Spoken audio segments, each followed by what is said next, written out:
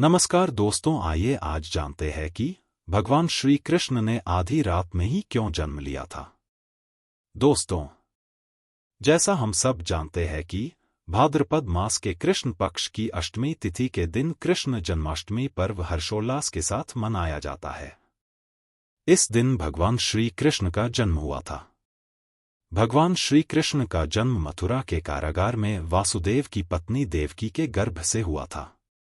द्वापर युग में भाद्रपद कृष्ण अष्टमी तिथि की आधी रात को मथुरा के कारागार में वासुदेव की पत्नी देवकी के गर्भ से भगवान श्री कृष्ण ने जन्म लिया था। श्री कृष्ण ने बुधवार को रोहिणी नक्षत्र में जन्म लिया था। अष्टमी तिथि को रात्रिकाल अवतार लेने का प्रमुख कारण उनका चंद्रवंशी होना बताया जाता है। श्री कृष्ण चंद्रवंशी, चंद्रदेव उनके पूर्वज और बुध चंद्रमा के पुत्र हैं। इसी कारण चंद्रवंश में पुत्रवत जन्म लेने के लिए कृष्ण ने बुधवार का दिन चुना।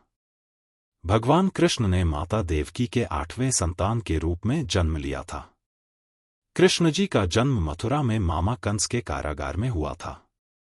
माता देवकी राजा कंस की बहन थी। इसीलिए भाद्रपद कृष्ण अष्टमी तिथि को भगवान श्री कृष्ण का जन्मोत्सव मनाया जाता है। दोस्तों, अगर आपको यह कहानी पसंद आई तो लाइक, शेयर, सब्सक्राइब जरूर करें। कंस को सत्ता का लालच था। उसने अपने पिता राजा उग्रसेन की राजगद्दी छीनकर उन्हें जेल में बंद कर दिया था और स्वयं को मथुरा का राजा घोषित कर दिया था।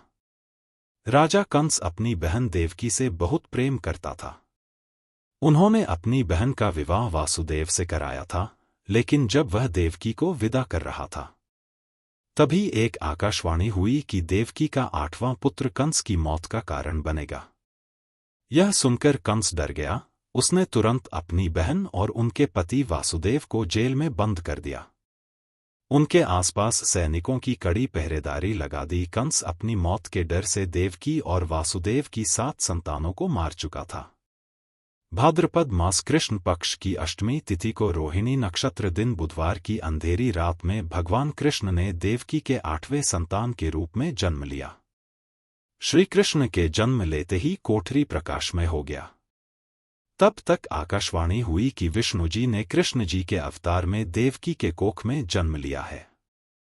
उन्हें गोकुल में बाबा नंद के पास छोड़ आए और उनके घर एक कन्या जन्मी है, उसे मथुरा लाकर कंस को सौंप दें। भगवान विष्णु के आदेश से वासुदेव जी भगवान कृष्ण को सूप में अपने सिर पर रखकर नंद जी के घर की ओर चल दिए।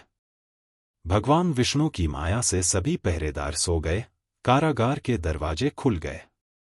आकाशवाणी सुनते ही वासुदेव के हाथों की हथकड़ी खुल गई। वासुदेव जी ने सूप में बाल गोपाल को रखकर सिर पर रख लिया और गोकुल की ओर चल पड़े। वासुदेव भगवान कृष्ण को लेकर नंद जी के यहाँ सकुशल पहुंच गए और वहां से उनकी नवजात कन्या को लेकर वापस आ गए। जब कंस को देवकी की 8वीं संतान के जन्म की सूचना मिली, वह तत्काल कारागार में आया और उस कन्या को छीनकर पृथ्वी पर पटकना चाहा, लेकिन वह कन्या उसके हाथ से निकलकर आसमान में चली गई। फिर कन्या ने कहा, हे मूर्ख कंस, तुझे मारने वाला जन्म ले चुका है और वह वृंदावन पहुंच गया है। वह कन्या कोई और नहीं, स्वयं योग माया थी। बाबा नंद और उनकी पत्नी मां यशोदा ने कृष्ण जी का पालन पोषण किया। राजा कंस ने कृष्ण जी का पता लगाकर उन्हें मारने की खूब कोशिश की, लेकिन कंस की सारी कोशिशें विफल हुई और कृष्ण जी को कोई मार नहीं सका। अंत में श्री कृष्ण ने कंस का वध किया। राजा उग्रसेन को फिर मथुरा की राजगद्दी सौंप दी। इस तरह से जन्माष्टमी की व्रत कथा पूरी हुई। भगवान श्री कृष्ण जन्माष्टमी के दिन व्रत रखने से संपूर्ण इच्छाओं की पूर्ति होती है। इस दिन विधिपूर्वक यशोदा नंदन की पूजा करने से सुख समृद्धि का आशीर्वाद मिलता है। वहीं जिन दंपतियों की संतान की चाह है, उन्हें जन्माष्टमी की दिन लड्डू गोपाल की उपासना करना चाहिए। ज्योतिषाचार्य के अनुसार इस वर्ष विशेष ग्रह नक्षत्र में होने की वजह से जन्माष्टमी को काफी शुभ माना जा रहा है। साधना करने के लिए श्री कृष्ण के भक्तों के लिए यह बहुत महत्वपूर्ण समय है। वैसे तो हर जन्माष्टमी शुभ होती है और श्री कृष्ण भक्तों के सारे दुख हर लेते हैं।